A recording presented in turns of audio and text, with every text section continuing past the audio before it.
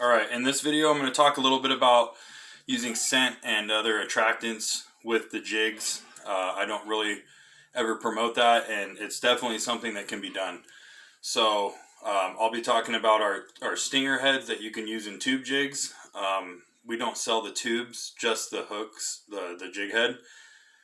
This tube is from Fatal Bait, local bait maker. So you'll have to get your tubes on your own. We do sell the stinger heads though. So I'm going to talk about that. I get asked a lot what kind of jig box I like to use or what I keep my jigs in. And I actually ordered some of these, so we have them on the website now. It's just a basic streamer box.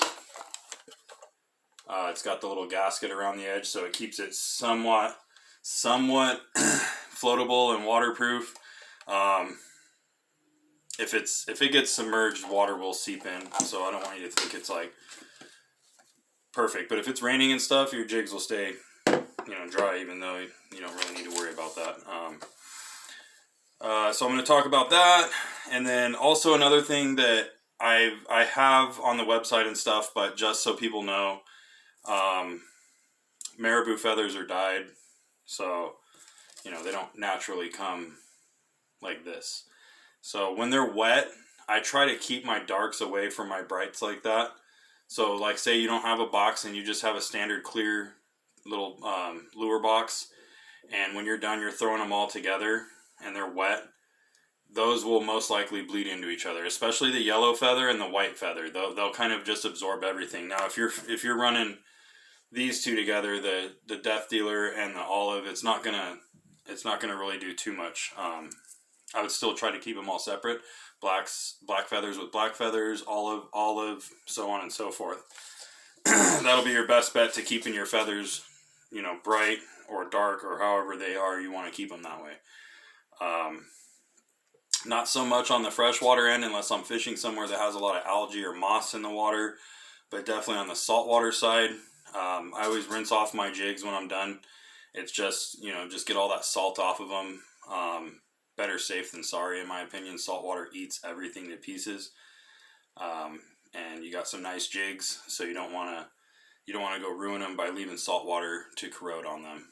If I fish a lake or a pond that has a lot of algae or moss in it, I'll probably go home and clean my jigs off just to keep them really nice, because same thing with that algae on a white jig, because this is not a plastic or a metal, it's actual material, so that the green from the algae could stain, same with like mud and that kind of stuff, stain the fibers. So that's the best way to keep your Ghoulie jigs looking really fresh all the time. And then so we got the jig box, and I wanted to talk about scent and stuff like that. I know some people like to fish with mealworms with their plastic tube jigs. Something that I think is kind of underrated, that used to be like a favorite, is the Fireball. That still works phenomenally. Trout love the salmon eggs, the Fireballs. Balls o' fire. Trout still eat them. So that's something that can be used just like a mealworm. And for those who maybe don't know about the mealworm, a standard tube jig head will not have the stinger hook. It'll just be this one, and you'll thread the like a half a mealworm onto that and stuff it inside the tube body, and it'll kind of stick out a little bit for a little bit of scent. If you get a trout to come up and take a nab at it, they taste something that's real in there, so they'll hold on to it a little longer.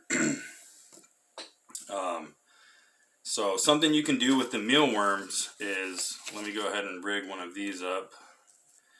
I always suggest using half a mealworm. These are large mealworms, so I would use a half, just so it's not so much. So take your half a mealworm. This is our grasshopper jig with a stinger hook, and I'm just going to rig it right on that stinger hook in the back. And now you can take your time and really thread it on there. I'm just doing it quick like this for the video.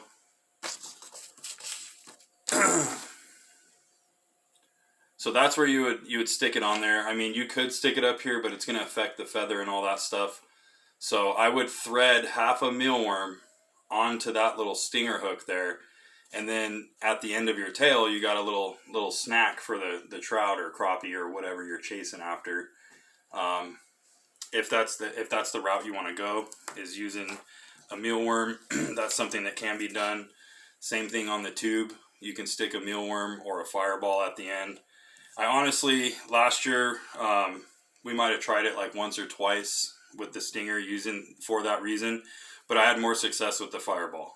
So same concept, stick it right at the end on the stinger hook.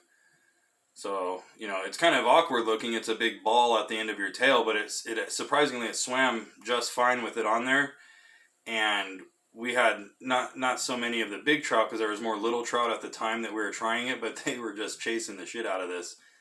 So that's something to think about if you're running the stingers for trout fishing. You can try it on the tube here. So same concept on the tube. Okay, you got whether it's a mealworm or a fireball just sitting right there at the end, near the end of the tail. So if you're jigging and you got a trout coming in right behind it, you know, that's not only scent, but it's visually appealing to them. They're going to come up and nip at this. Not so much the jig at this point. When you're using mealworms or fireballs on your jig, you're more getting them in with the mealworm or the fireball, not so much the jig. So at this point, you got a fish trailing behind. They're interested in this. They want to see what this is. Trout don't smell. Their receptors are in their mouth to let them know if it's real or fake. So they'll come up and they're going to want to mouth at that to see what that is, if that's something they want to eat. And when they mouth at it, they're stuck. I mean, those little mosquito hooks are pretty sticky. So that's your standard mealworm and fireball tactic there for our stingers, for the feather stingers and for the tube stingers. Now some people use like the Bang garlic spray, or Bite On is a really popular one. I wouldn't suggest using like smelly jelly or any of that kind of stuff on our jigs. It'll gunk up really bad on there and be really hard to get off. So I wouldn't suggest that. What I would say is if you're using the Bang or the Bite On, something really liquidy, these I wouldn't really put it on the feathers too much. You want to leave those feathers alone. But this body, the chenille body, is a soft material body, and it'll absorb that Bite On, let's say. It'll absorb that garlic scent or the corn or whichever one you're using. It's going to absorb that, and it's going to stay in there for quite a while. You know, plastics do well of holding on to that kind of scent for a little bit, but I feel like you would probably go at least 20 or 30 casts without having to put any more on, if not more, with it on the body. So that's a route you can always go if you're accustomed to using scent or mealworms or fireballs or any of those things, or wax worms. There's a number of things you can use as an extra attractant to get the trout to bite. Those are all options that you have with our jigs. So with the standard jig, no stinger hook, just like this one. This is our banana runt. If you wanted to run like a scent with this one, you would put it on the body. You know, just maybe a few drops all the way around, kind of squish it in.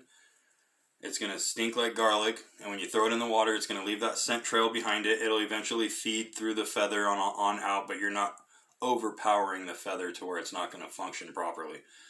So you'll essentially have a garlic scented or anise or whatever scent you like to use right on the body. It'll hold on to it really well, and if the fish are being really finicky and scent is required to get them to bite, you know, because they've figured it out, they've seen jigs all day long, that's an option with these jigs. So that was it. I just wanted to make a quick video on using scent, mealworms, that kind of stuff with these, the jig box, and then keeping your jigs separated, the darks from the brights, so that they don't bleed into each other is a really good thing to do. So, all right, another video coming up soon.